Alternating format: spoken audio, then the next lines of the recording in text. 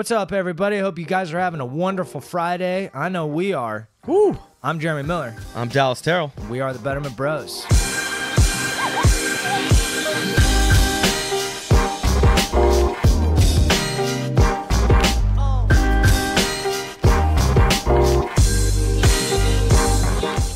All right, everybody. Thank you so much for stopping by today on the program. We are very excited for today's topic. Yes, we are. It is right up our alley, Dal. I think it is our alley. This actually is our alley.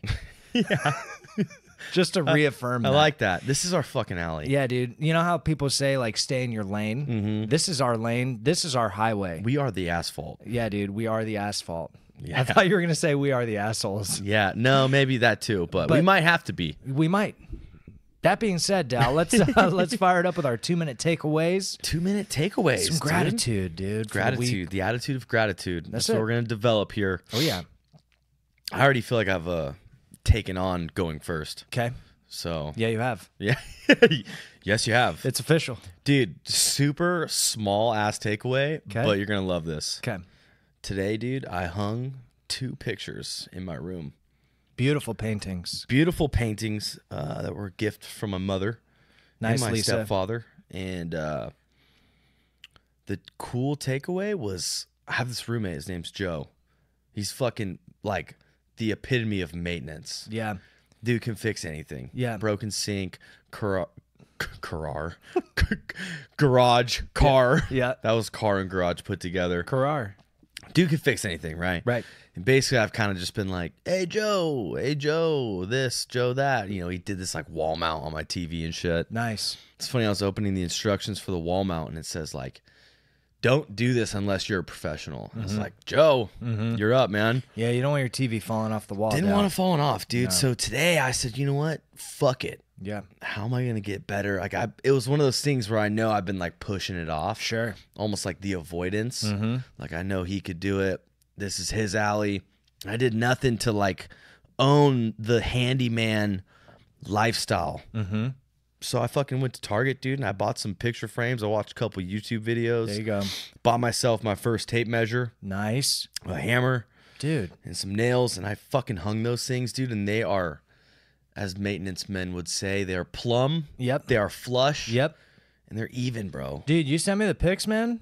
It looks good, dude. Yeah. Like, that looks like a professional job, bro. I I'm appreciate proud of you, that, man. dude. I appreciate that because I watched a lot of YouTube videos to get there. Yeah, dude.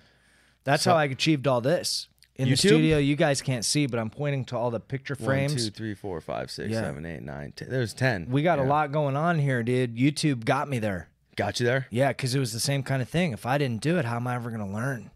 Right? Proud of you, Dal. That's the attitude, dude. Yeah. And that's the betterment in us, dude. And, dude, how'd you feel afterwards, man? I felt great, dude. Dude. My girlfriend was pumped. Yeah. I was pumped. Oh, yeah. Felt accomplished. Yeah. I acquired a new skill by just confronting it. And you know what the only negative is, dude? What is it? That now everyone in your house is going to hit you up to hang their pictures. That's what we got Joe for. You know, well, that's true. Yeah, you defer to Joe. I'll defer to Joe, Yeah, dude. sick takeaway, Dal. Only for personal gain Yeah, do I do maintenance. that's right. You hang your own paintings, That's it, dude. and they'll be flush. They'll be fucking so plumb. I love it. I like that word plumb. Yeah, plum. You know? Yeah, no, it's fuck? good, Yeah. especially in weird contexts. Yeah. Usually you talk about plums in a food sort of sense. Yes, you do, Jerem. Thank you for that. Oh man, Is that your takeaway? I feel like we're overly caffeinated, but I haven't had any caffeine. Really? Yeah, I've had quite a bit. there you go. Grateful for that as well. Boom. It's been a long day. Sick takeaways, Dal. Yeah. So what's up with you? What's up in your world? Well, you know, for my takeaway, obviously, our audience knows we've had the birth fam situation, kind of an ongoing theme. So I'm going to pull a quick 2-minute takeaway from that. There we go. In that, you know, it's obviously been quite a bit to process. And, you know, there's been this huge abundance of love, and my reaction, like I'm not super good at taking compliments. Yeah. You know, like when people express love to me, I usually try and kind of bat it away because, you know, Glaze over it. yeah, like one of my biggest core false beliefs is that I'm very undeserving, right? And, you know, I've had a lot of really great conversations with my birth family, and so it's a bit of a two-part takeaway here, Dal. The first part is that, there has been pain. And I had to kind of step back and acknowledge my ability to be with painful emotions and not resort to substance to get me through. That's a huge takeaway, huge win. Yeah, because it doesn't get easier. No. And in my recovery, even though it's been so long, there's never really been a time where it's, the emotions are this intense. Right. And new challenge. Yeah, not at one point in time was I like, fuck, dude, like, God, if I could just have a drink, Totally. Or like, oh, if I could just get high right now, Not once, man. It was more of like, let's see really where my threshold is, And so I just sat with them, dude. And that was cool to see, like, in myself, because I try and stay like super humble about my recovery and my sobriety and all that kind of stuff. Right. And the last couple of years, I've been kind of like keeping it more private to myself. Just your own personal recovery? Yeah, because I felt like for a while there, like between the 5 and 7 year mark, I was really proud, but I felt almost preachy or like I was gloating. Yeah, I can see that. And so I kind of dialed that back and I said, you know what, like this is going to be for me. And like for you and like my close friends in recovery and Tom, where I'll like share wins and shit. But it was cool. I take it for granted sometimes. And so to be able to step back and say, dude, like I experienced a lot of difficult emotions, both on the positive and the negative, and didn't resort to getting loaded to deal with it. Always a fucking win. Huge win, dude. Yeah. Yeah, so that's my takeaway, bro. Yeah, I love it. Yeah. I love it. And for the audience, things are going great. Things are going great. Yeah, because people be DMing us and emailing us about it and stuff, and it's going great, you guys. We love that, dude. Yeah. Sick takeaway. Yeah. I'm glad you acknowledged that, like, no matter how long you've been sober, it's always difficult. It's hard, dude. Yeah, it's hard. It's difficult. super hard, And yeah. the work never stops. That's right. And, recovery, it looks different for everybody. It does. And for me, like, I know that, when something triggers or something activates and, things get tough, like in the past, dude, I remember like, years back, I went through a breakup and I was like, fuck God, like if there was a time for me to go get fucked up, it's now. This would be perfect. Right. And then, in Joe and Roxanne's podcast, they call it like their beautiful excuse. Right. Wow. That's a good way to put it. Yeah. And, and I've had plenty of good reasons to go get loaded, quote unquote good. Quote. Yeah. Where like, but for me, being able to just like look at myself, look at the pain, look at the beauty, look at the love, and just be with all that discomfort, right? And be able to reframe and really focus on the love and the positive and say, dude, like this is all I need are these emotions, even the ones that aren't pleasant. Yeah. It's been big, man. That's huge. Yeah. God, we love that. Hopefully you guys can take something from that, Yeah. Audience, obviously. Yeah, and if like audience, like if you're having trouble like hanging stuff, dude, DM the Betterment Bros and Dal will help you out, dude. Yeah, I know about all the different types of hangs, all the different holds. Yep. Holds. It's all there. Dude. Let us know. Next step, you got to get yourself a stud finder, bro. I got one, and I'll tell you what, when I was finding studs, I felt good, dude. You find them on the internet? No, dude, studs in the wall, bro. Oh, okay. Damn okay. it. All right, so Dal, what's the email this week, man? We got a heavy one this week, dude. Pretty heavy, multiple layers, but like you said earlier, dude, right up our alley. Yeah. Very, very like relatable. Yeah. On like multi levels. Yeah, I like it. So here we go, dude. Anonymous. Hello, bros. Oh, the subject. I just won't listen to me. Sounds there. familiar. Yeah. Fuck, dude. Hello, bros. I started listening to your podcast a couple weeks ago, and I've loved every episode. Thanks very much. Thank you for doing what you do. Yeah. Thank you for listening. Yeah. I have struggled with alcohol for more years than I want to remember, and it has reached a critical level. When I listen to you guys speak on the narrative, quote unquote, it hits me hard. I have been bad-mouthing myself for a long time, and I am wondering why that is. I am typically known as Mr. Positive, always helpful, kind, and generous to everyone. except for myself, in bold. When alone, I routinely call myself every name in the book. I can talk a friend through a problem, and I usually have no trouble getting through to them. For some reason, though, I can't get through to me. In italics, I love it. Others value me and what I offer, but it's like there's a separate set of rules in my head for Mr. Drinky Pants. Mm-hmm. I like that. Mm-hmm. Do I drink? So here's the last part. Do I drink because I have no self-worth, or do I have no self-worth because I drink? How would you suggest I develop a more open inner monologue? From Anonymous. We'll call him Mark. From Mark. Mark Dark. So that's pretty heavy. A lot of layers there. Right? How would you suggest I develop a more open inner dialogue? Yeah. Positive self-talk. Yeah. You know? Yeah. Obviously the heavy alcohol use for years. Yeah. And the narrative. The narrative, huge. And then that last question, do I drink because I have no self-worth, or do I have no self-worth because I drink? Wow. So those are the big three, I think. Big three. Yeah. Which one do you think we should tackle first? I want to start with the last question. How do I develop a more... Oh, no, I'm sorry. The drink... Do I drink because I have low self-worth, or do I have low self-worth because I drink? Yeah. Let's start there. Yeah, I'm excited to hear what your take is, because I know what mine is. Yeah. Okay. So, now I'm going to try and keep it broad, because what I don't want the audience to do is hit stop because it's alcohol. Mm-hmm. And a lot of people say, I don't have a drinking problem, right? But a lot of people have those three topics, right? Which came first, the problem or the sadness, right?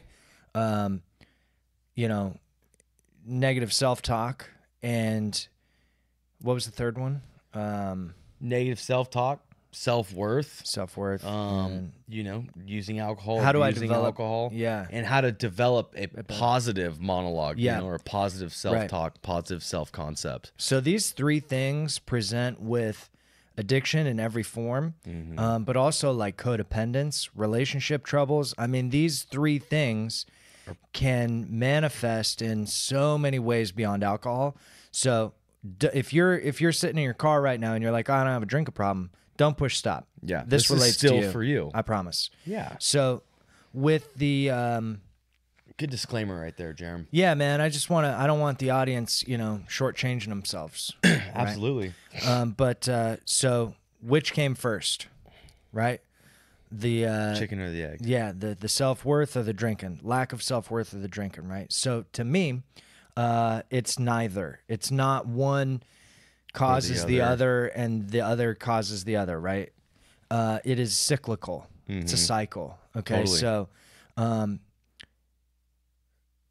in my opinion, drinking, using drugs, fitness addiction, eating addiction, sex, codependency, all of it, right? It stems from, or not stems from, but it acts as a solution, right? So, for me, I'll talk about my drinking and drugging, dude. I drank a lot, dude. I did a lot of drugs. And I thought that was the result of pain, right? I thought like, oh, because I hurt, I'm going to do this. Who is it? I don't know. It's a random number from Kaysville, Utah. Oh, shit. I bet you it's a spammer. Should we answer it? Hello? Hello. Open enrollment has started. The government is giving away billions of dollars to What? Oh, consumers wow. for their health insurance premiums. Hey, I don't give a fuck. Hey, we're on the air, lady. Yeah, we're on the air, lady. Speak to a certain They're giving away billions, though. Maybe we should Billions of collect. dollars, dude. All They right, do that anyway. shit all the time. Yeah, dude, fuck them. Hate them. So, oh yeah. So I did a lot of drinking. I did a lot of drugging, Dal. Yes, you did. And I would always assume that it was because I was sad or because I was lonely or blah, blah, blah, right? And so I looked at the drinking and the drugs as the problem that resulted from all these other problems. But really, the drinking and the drugging was the solution, right? It was the strategy. I can't cope with these things. Therefore, if I do this and feel better, I can use that to my advantage, right? That Yep. will become my strategy to avoid, Whatever's there. whatever's going on, right? Yeah. And so, Mark asks, is my self-worth low because I drink? Yes. Mm-hmm. Do I drink because my self-worth is low? Yes. Yes. It's Yeah. not one or the other. It's both at the same time. Yeah. And they feed each other as a cycle, right? And see our episode on self-worth, by the way. Absolutely. Yeah. There's a lot that we'll probably reiterate here. But I honestly feel that question is not, even if we answered that question to him, I don't wouldn't think do any justice. It's not going to do anything to change anything. Right. Right? Because a lot of times people ask, why am I addicted? Well, or why does this hurt so much? Right? I generally feel that the why is very low on the Importance totem scale. pole Yeah. of importance. Right? I like to look at what, where, how, a lot more than why, because I could sit here and say, why was I an addict? Right? And I could ask myself that question till the end of time and never get an answer. You know what I mean? So that's my response to that. What do you got on that? No, I mean, I think my response is literally the same, just in kind of different wordage. It's like when I read it, like when what we just did, right? Do I drink because I have no self-worth? Yes. Right. Do I have no self-worth because I drink? Yes. Right. And like I agree with you as it being cyclical. But also probably be like compounding, where, I bet if we asked Mark when you first started drinking, you probably had self-worth, it probably was, some activity or solution that you used for the weekend or for boredom or for fun.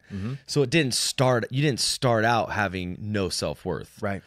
But you did start off using alcohol to solve or fix or change something. Or supplement for something, whether it was, social problems, wanting to be cool, popular, fit in, whatever it was, like it was what it was. It was something. So the strategy probably started for reasons that are long gone. Yeah. So it compounded, it became cyclical, it became something to fix or solve for future shit. Right. Like, okay, cool. I drink on the weekends. It's fun. Okay. I drink during the weekdays. It makes it fun. I drink and it does this. I drink, it does that. I drink, it does this. And then over time, all of the outcomes from drinking have lowered your self-worth too. Yes. So it like you're saying, it hits on both levels. Yeah. It feeds itself. And it's kind of a non-issue. Like that's not the actual issue. Right. Do Yeah. That's you more drink? of an outcome. Yes. Yeah. Yeah. It's the outcome. Do you drink? Yes. Is your self-worth low because you've continued to drink and not fix the problems that are popping up in your life? Absolutely. So, I think when he talks about narrative and kind of like, that's kind of what I wanted to get to. Yeah, the narrative is huge. You know? Narrative. I know people that say if you have problems, don't drink. Right. Because drinking does not fix. No, never. At all. Never. So if you, audience, are listening and you do drink socially and you don't have a drug problem, alcohol problem, don't drink when you have problems. No. Drink when you don't have problems. Exactly. Or don't drink at all. Yeah, I mean, I have to agree 100% in that I feel like, when I look at this email, there's a lot of layers, but to me, the biggest and most important that we should take on is the narrative. It's the question, how would you suggest I develop a more open inner monologue? How do I handle that narrative, right? The self-abasement. The self-abasement, right? Self-abasement. Like that is, to me, the biggest part. And actually, I just so happen to have TJ Woodward's book, Conscious Recovery, at my side here. Two hand. And I flipped to exactly the section I wanted to. There we go. And TJ Woodward talks a lot about toxic shame. Okay. And when I read this email, one line really popped into my head. So I want to read that for the audience. Read okay. it. Another consequence of toxic shame is that it's contagious. It gets projected outward. So when we believe that there's something wrong with who and what we are, we're going to project that out into the world. we're going to begin to experience the world as broken simply because that's what we believe about ourselves, right? And the other line is that toxic shame thrives in an environment where people are not seen for who they are, perfect and worthy of love, but are constantly judged for who they are not, for standards that they fail to meet. I love it. Right? And so to me, when I read this email, I see one glaring thing that just jumps right out at me, and it's core false beliefs. Of course. Right? It's things that Mark believes about himself so deeply that he shows up in the world projecting those things, right? I don't know what that is for Mark. Right. Yeah. The email doesn't suggest it or say what it is, but No, but what I can say to it, right, is that is something that I've struggled with for my entire life and still struggle with today. core false beliefs, absolutely. Right? Is thinking that, I just shared it in my 2-minute takeaway, right? Yeah, It's I'm not worthy of love. No, especially not this much. Yeah. Right? And that core false belief landed me in a world of hurt because I would pair up with people in relationships that felt the same way about themselves. Oh, yeah. Right? Because you attract what you believe. Are right? you still in relationships with those women? No. Now. Yeah. Now we're flying high in the clouds. Now we're flying high. Yeah. Yeah, that's right. If you're listening, baby, this isn't about you. Yeah, that shit didn't work out with the other ones. No, but it's working out with her. You know Woo. what I mean? But Another takeaway. true that, dude. Gratitude, baby. Yeah. So, but I want to talk about I want to give him some action items. I want to give the audience action items on how to develop that open inner communication of love without judgment. Right. So with anybody that struggles with substance abuse, alcoholism, eating disorders, or just low self-worth or a shitty body narrative, image stuff. body Totally. image, dude, all that stuff, right? It all starts with a thought. does. A thought that you tell yourself, right? And for a long time, what I tried to get clients to recognize, what I try and get people to recognize, right, is that 9 times out of 10, those mean thoughts that you have about yourself, like for example, right, even when I weighed, when I was yoked, right, I was fit, I was in shape, I was big, I would look at myself in the mirror and be like, you're fucking trash, dude. You put on weight and you still look like shit, and so often, when you're 5 years old, typically you don't have those kind of thoughts, right? They are thoughts that the world has placed onto you via experience or the way you interpret those experiences, right? So when, if I had a client sitting across from me and he says, dude, I'm a shitty boyfriend, or I'm a shitty person, right? Okay, what makes you believe that? Yeah. Give me the evidence for that. Yeah. And a lot of times it's things that have been said to them from others, right? I remember very clearly, I skated a lot growing up. So I was always super scrawny, real lean, and I was friends with a bunch of guys in high school that were in the weightlifting classes, played football, played sports, and they were all getting jacked, right?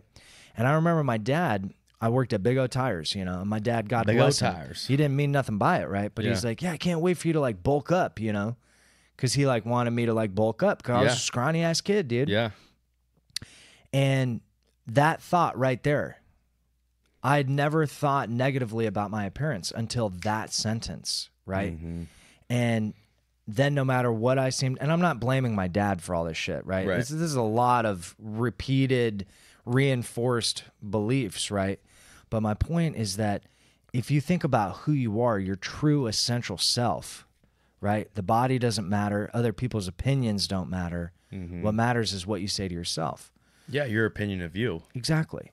So my advice to open up a healthier narrative, right, is to simply journaling's huge, obviously. Meditation's huge, kind of the normal gamut we prescribe. But for me, what helps is when I just close my eyes and I'm feeling like shit about myself. Yeah. I'll close my eyes and say, okay, how is this serving you right now? How is this thought of you're undeserving of love? How does that serve you right now? It protects me. Yeah. Right? Because it means that I can't get hurt. Yep. Right? But what if I opened up to the idea that I do deserve that love? Would that hurt, or would it outweigh the potential hurt of not letting it in the first place? And that's complicated. That's a complicated dialogue to have. It's complicated, but It's a veteran dialogue you got over there, that's Jerem. veteran dialogue, Yeah, right? yeah, but yeah. but the way it started was simply just asking questions to that shit voice in my head. Yeah, and that's like you standing up for yourself. Because Exactly. usually, what do? I'm undeserving of love. Yep. Yep. But no, you're creating enough space and enough time to be like, am I? Right. Like, let's look at that. Yeah. You know? So, and then years of doing that, you can get to where you are now. Of Right. like, how is this serving me? Well, it's not, Jeremy. Okay, cool. Well, is there times in my life where I was worthy of love? Absolutely. Why am I not worthy of love? I have no fucking clue. Right. Because I was scrawny at 16? Right. Dude, that's stupid. Okay, I deserve love and I can deserve this love I'm getting right now. Exactly. And that is opening the dialogue. Yeah. Right. And I love the way he worded the question with the answer in it. Mm-hmm. Right. How do I develop a more open inner dialogue? Right. Just open it. Open Open it the up, door dude. to that. Right. Argue with that narrative. See what happens. I love that, dude. What That's do you got on super it, Dal? helpful. The thing that pops out to me the most, and you were kind of talking about toxic shame, but mostly it being like judgments, you know, judgments that we have on ourselves or judgments that other people have put onto us and that we've agreed to be okay or Yeah. be accurate. Right. So that was kind of the thing that I wanted to speak to was like the judgment. You know, and kind of like you were saying, when people are 5, usually we don't have this stuff going on. But I was talking to my girlfriend the other day about like school and like, you know, just like school and in general, you know, and I'm reading this book that talks a lot about this type of stuff too. And, you know, where basically when you start to go to school, whether that be kindergarten, probably usually kindergarten, first grade, that's when you start to realize that you're different than other people. That's when you start to realize that some people are taller than you and some people are faster than you and some people have black hair, light hair, right? You start noticing these differences and these differences based on your perception of them can make you start to feel a certain type of way, right? That, you know, if everyone was scrawny, then you would never be scrawny. If there wasn't muscular people out there, you would have never felt that you weren't good enough. Right. You know, so I think it all stems from these like judgments from a younger age that we carry on with us, right? This guy's faster than me, so he must be better than me, right? But when you're 4 and you have no siblings and you're not racing, you're just that's your speed, Right. You know, Right. That's just the speed you run, and it's good enough. Yeah. And it's just you, and that's okay. So I guess what I'm trying to get at is it stems from these judgments. Yeah. You were kind of talking about creating space to see what those judgments are and if they're true. Right. One thing, an action item that I've prescribed to clients or, you know, suggested is just the simple band, you know, a Live Strong bracelet or something, rubber band, whatever, and just switching it over hands every time you notice yourself having a judgment about yourself or somebody else, just to kind of start somewhere and create that awareness I like that. of how much it fucking happens throughout the day. Yeah. I don't like that guy's shirt. I don't like that. He's taller than me. He's dumber than me. I'm faster than him. I'm doing better than he is. He doesn't eat what I eat. You know, and it's like how we shape our world of Yeah. who they are versus who we are. Right. And if they're good and we're bad, if they're smart and we're not. Right. So if you can start to create like awareness around all the judgments happening every fucking minute of every day in your life, you can start to see the ones that keep showing up the most. Right.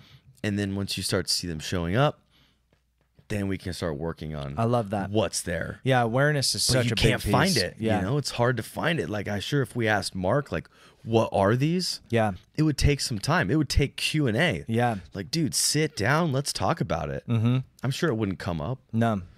Like, what are the core false beliefs you have, Mark? You'd be like, I don't know. Yeah. I'm stupid. I don't, you know, like Yeah. there's stuff there. It's a, Right. a dialogue you got to Yeah. have with somebody else to even be aware that they're there. Right. So that's my action item. I love that. Is find a bracelet, put it on one hand when you have a judgment about yourself. And it can be good or bad. It doesn't have to be. Right. But just start to see where they're at. Yeah. No, I love that idea. I think one thing that people with addiction struggle with is the inability to differentiate between shame and guilt, right? And it sounds to me like Mark is walking around with a ton of shame and a ton of guilt. And I want him to know that there is a big difference between guilt and shame. Guilt is a feeling of remorse after having done something that had negative impact environmentally, externally, right? I stole a pack of gum. I got away with it. I felt bad. I can go back to that store and say, hey, dude, I stole this pack of gum. Here's $5. I made amends. I feel better. But shame is different. A little different. Shame is, like TJ talks about a lot. Shame is something that you believe is fundamentally wrong with you. I am wrong. Yeah. Not I did wrong, right? I am broken, not I broke something, right? You break a window, you feel guilt, right? You show up in the world feeling broken, you feel shame, right? And so oftentimes it can be really hard to discern between the two. And I think that with, his email and what seems like long-term alcohol abuse, it sounds like there's mountains of both. Totally. Right? And so what I see people do often is they try and tackle the shame mountain the same way they tackle the guilt mountain, right? Like if I make amends to all these people, I won't feel ashamed for what I've done. Right. But that's not how it works, right? Shame is in the core of your true essential internal self. work. It has nothing to do with the outside. Exactly, dude. Yeah. It's stuff that you have to do internally, Yeah, right? you can't make amends to other people to fix you. Exactly, right. And so I think, for Mark, my action item on shame and guilt, unfortunately, it's not a quick fix that we can tackle in an episode, right? But I think a good starting place is just like you said, is bringing awareness to the difference, right? And to know that, when you're in the pit of something like this, there's, and you're hopeless and you're surrounded by darkness and you feel like there's no way out and there's no light. I remember feeling like that. You remember that feeling? Yeah, pretty well. Like, dude, the only way I'm going to get out of this is if I die. Yeah. Right? Because then it's all gone. Remember that feeling, dude? I do. And that is why so many people don't get help, is because they just feel like there's no fucking way out, man. And the shame reinforces that. Yeah. There's no way And out. the guilt. Because Cyclically, it's cyclical, right? But the shame voice will say there's no way out because you don't deserve a way out. Yeah. Because you yourself are broken, right? Absolutely. So my message to Mark on that is that you're not broken. You're not fundamentally flawed. There may be things in your life that you've done that you feel guilt over, and you will have the opportunity to make amends for those things. Absolutely. Right? And with the shame, I want you to question your core false beliefs. I want you to question them gently with awareness and non-judgmentally, and just say, I need to work on these things internally for them to feel better. And the way that's going to look for you is different than it looks for anybody else, but we're going to help you. Very true. Right? We're going to get some one-on-one time in with Mark and, do some work on that. Yeah. But that's I think, kind of what I was about to say too. Yeah. And for the audience too, I want them to know the difference between shame and guilt too, because, Yeah, absolutely. People get it twisted sometimes. Yeah. And shame hurts, dude. And it's fucking heavy, bro. Yeah. And I think for me, what helps the most is, when I look at the love I get from other people, and even though I don't feel like I deserve it, I look at it and I say, okay, there's got to be a reason for it. Right. There's got to be something. And if there's one thing that people love about you, that means that you're lovable. Right? And that right there challenges that core false belief of I'm undeserving of love. Yeah. Right? And I think that reframing the way you present to the world is a big piece of this. If there's something you're good at, do it more. If there's something you want to get better at it. You know what I mean? Just start doing you. And that's how we tackle the shame mountain, right? And for the guilt, do things for others, man. You do both of those things in conjunction with each other, you're going to start feeling better, dude. Yeah. Yeah. I think the only thing I kind of wanted to add on that too, and we kind of touched on it, but I mean, I think you and me both could agree that navigating this on your own is fucking difficult. Yeah. And the results aren't as good Yeah. as doing it with somebody that's qualified to do this type of stuff. 100%. You know, so I think that would be another action item for not only Mark, but anyone listening that feels like, you know, maybe they have some core false beliefs to look through. Definitely do it with someone that is qualified to help you through this. Totally. Because you can only get so far, you know, like assessing your own shit. Right. Before your own shit is right there again. Right. You know, before you're like, okay, what are my core false beliefs? Like, you're stupid. And you're like, yeah, you're right. I can't even fix this. Like, why even look? Right. You know, so I think that is, you know, if this is something that maybe you're bringing awareness to now, right? If I was Mark, I would find a therapist, a counselor, treatment center, outpatient, like something where they're qualified to do this. 'Cause 100%. you and me do this with people all the time for 30, 60, 90, 120 days. Yeah. Like days, hours. Yeah. And there's clients I've gotten with where we address the shit out of this stuff. And the next week we meet it's like Groundhog's Day. Yep. Like, no, dude, I know we had a great talk, but there was a lot of incidents this week that prove that I am a piece of shit. Right. And we have to start right back there. Yep. You know, so I think that's like the big message I wanted to kind of put out there is like, you need someone to help you through this. Yeah. It's like, dude, like I suck at math. I'm not going to try and do math. I'm going to use a calculator. You can't be your own tutor. No. Right. Like, I mean, you could, but how far are you going to get? Yeah. Right. Like if you suck at math, you can't tutor yourself. Yeah. You know what I mean? And so I just, you know, I think like the underlying message to it all is that if you're struggling with narrative, it presents in so many different ways. We could, you know, it's hard to give like a blanket answer, but right. You know, if you are struggling with narrative, if you're struggling with dialogue, if you struggle with core false beliefs, right, write us exactly what's going down so we can help you out with it. Yeah, get right? specific, dude, and we can help you out. And then for Mark, you know, it's like, dude, and I think for anybody struggling with any substance, it's so defeating. It's so shameful. It's embarrassing. You feel guilty. You know, it's like, it's so dark, right? And all I want for people to take from this is that, dude, it feels like there's no way out, but there always is. There's light at the end of the tunnel, dude. This world is bright. It's beautiful. It's full of love. And if you give yourself the chance and you reach out, you can get there too. Yeah. You know? They're there.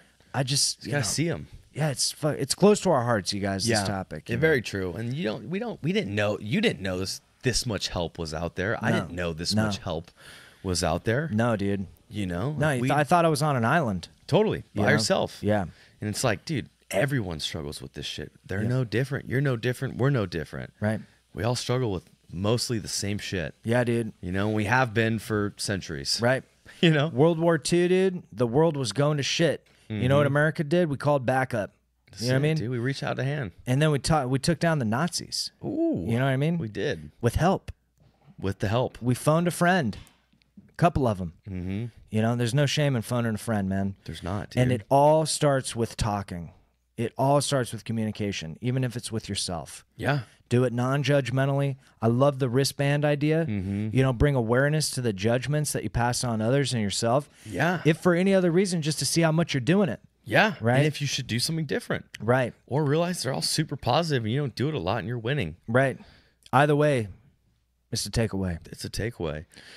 I did have one last thing I want to say. Lay it out. And I think it was kind of like my interpretation of, you know, the shame and guilt and like, you know, I run a lot of clients through the amends process, right? And one of the biggest things that I do is like, there's a core false belief in there, usually that like I'm a bad person. So like unraveling that through the amends process is like, that's like the result, you know, it's like, let's unravel the idea that you're a bad person by doing a bunch of things a good person would do. Right. I love that. And that's kind of like the idea and the message of making amends. It's like, what is the right thing to do? How can I start doing the fucking right thing? And if you start doing the right thing long enough, that can be the new true belief. Right. Right. If you prove that to yourself, right? It's like every day you're making a check mark that like, I'm a good person. You know, even if you don't believe it, it's fucking there. Yeah, the you proof. did a bunch of things to be a good person today. Yep. And it's hard to shake that. Yeah. So that was my thing of like, you know, if you want to improve your self-concept, your self-image, your self-worth, you need to start doing things that are worthy, that make you feel like you're a good person. Yeah, that's a beautiful point, dude. Dissect it, right? Yeah. How can you improve your concept of you? Mm-hmm. Right? If you believe that you've been bad, you need to start doing good. I love that And so much. there's so much answers there. Yeah. What if I said, what could you do to be a good person today? Anyone could answer that. Anybody. Start there. Yep. Start there. And I love that too because it ties into our episode about how affirmations aren't enough. Right. Remember that one, dude? Action, dude. It's action, right? So I can sit here and tell myself, like, I'm not going to be an alcoholic. Mm-hmm. I'm not going to be a drug addict, right? But if I don't actually execute keep things that drinking. prove that, nothing's going to change, Right. right? If I wake up and I say, dude, God, like, I look like shit, man. Like, I dress like a fucking bum, you know? Like, what's going to solve that? That Affirmations? felt real to me. Like Yeah. you saying that. Like, Oh, dude. I knew like you fucking meant that. You Oh, know? dude. And that you've said that to yourself. Why do you numerous think times. I show up on Fridays in a blazer, dude? I'm trying to You look combat like a my... fucking bum right now. That's I do. heavy, dude. I do, dude. I look at the mirror. I look in the mirror sometimes. I'll be doing my hair, bro. Yeah. Right? And I'm like, dude, it is a fucking shock that you have friends. Oh my God. You know? Heavy, dude. And so, you know, it's like, yeah, but like, dude, but the affirmation of like, no, dude, everybody loves, like, that. What does that do? I don't prove myself wrong by telling myself I'm wrong, right? Yeah. What proves me wrong is actions that oppose whatever belief I have, because actions are tangible. You can see it, you can feel it. It Can't exists, dispel 'em. right? But like a core false belief, you don't see it. Where is it? Yeah. Right? Can I touch it? No. Can I see it? No. Right? It doesn't exist anywhere but me. So to prove that narrative wrong, to start adjusting the narrative, you've got to start acting, right? I love that, dude. That's probably the best bit of the whole episode, Dal. Thank you. Fuck, man. That's just, yeah. I don't know. For the audience at home, this is what Dallas does all day, every day at work. yeah. Gets people through the amends process. Get Yeah. them through, dude. And that is difficult. And that's, dude, that's tough work, man. It is tough work, but it's so rewarding, dude. Yeah, and I love that bit, dude, about start doing what would a good person do, man. Because you can answer that. Yeah. It's like you have the answers already, dude. Right. Just change the question. And on that, dude, not to like keep running, but No, you're good. on that, a huge piece, and probably why people come back a week later and say, "Nah, I'm still a piece of shit." So one thing I do a lot that I try really hard to bring awareness to is that I'll say something like, "Okay, I feel like I've been a piece of shit this week," or like, so for example, like I feel like I haven't texted my family in a while. Gotcha. Right? So today I texted everybody in my family, "Hey, how you been? What's Took up? some Sorry, action. I've been dark." Like I did the action, right? right. But the most important thing is to take that as an actual win. Not to discount it as some effortless little thing, but actually acknowledge the fact that I did right. Right? There we go. Because you can do the right. You can prove your narrative wrong by doing what a good person would do, but you have to acknowledge the fact that you did it. Right? Prove, That's true. And tell yourself, like, don't allow your narrative to come in and be like, well, it was menial, or well, it didn't mean that much, or well, it was a Or you small-" had to do that because you are a piece of shit. Right. No. It's the least you could have done. Shut that shit out, dude. Gotcha. No, Take that's a good the win thing. for what it is, right? And don't assign it more meaning than it needs. Yeah. I did a good thing. Yeah. That's where it ends. That's Period. a perfect End of example, sentence, dude. you know? That's perfect. And Yeah. my last comment on that is in the amends process, dude, the clients sometimes, like, they're not capable of doing it. And I don't do it with them. Right. It's like, dude, if you can't mean this, you shouldn't do it. Right.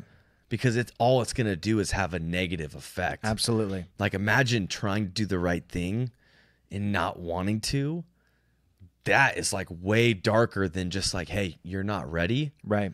And that's okay. Yep. And we'll come back. And we'll come circle back. Yeah. We'll come back. Yeah. And that's, be gentle with yourselves. Yeah. If you need a breather, take a breather. Yeah, right? that's kind of what I took from what you're saying. It's Absolutely. like, be gentle, dude. Yeah. If you fucking do something right, see that as right. Yes. Don't make your fucking self wrong. No. No. About trying to do something right. Allow yourself the win. Validate yourself, right? That is where I love an affirmation coming after action, not before it, Yep. right? So if you do something good, tell yourself, damn, dude, I did something good. How's it feel? It feels good? That's where it stops. Don't allow yourself to spin off to Jupiter on, overly analyzing. Why the fuck you did it. Yeah. Things only have as much meaning as you give them. Right? That's a good one-liner. So that being said, I think we'll sign off, Dal. Yeah, I think so too, dude. Feel good about it? I feel really good. And too. I hope this lands with Mark well. Me too. And Mark, we're going to be doing more work with you. A lot of follow-ups. Yeah, and just know there's hope, man. There's fucking hope, dude. And thanks for writing. We appreciate your vulnerability, and we appreciate you being a fan of the show. Yeah, man. Thanks for listening. Yeah. And to our the rest of the audience, thank you guys so much. We appreciate you more than you could ever know. We love all the messages we've been getting on Instagram lately. Make sure you keep them coming. Keep coming. Also, we want to know what you're struggling with. Yeah. We love helping you guys. So if you're struggling with anything, it doesn't matter what it is, shoot us an email, bettermentbros@gmail.com. Find us on the web, www. Let me try that again, Dal. Find us on the web, www.betterment. Did I say too many W's? No. You're good. God, I can't believe I have friends. www.betterment-bros.com. I'm a piece of shit. Fucking narrative, guys. Yeah. That being said, we will see you guys next week. We're going to have a heater. Also, we got Thanksgiving coming up, so we're going to do a special episode on gratitude. Perfect. As though we don't talk about it enough. Yeah. No matter how much we talk about gratitude, it's not enough.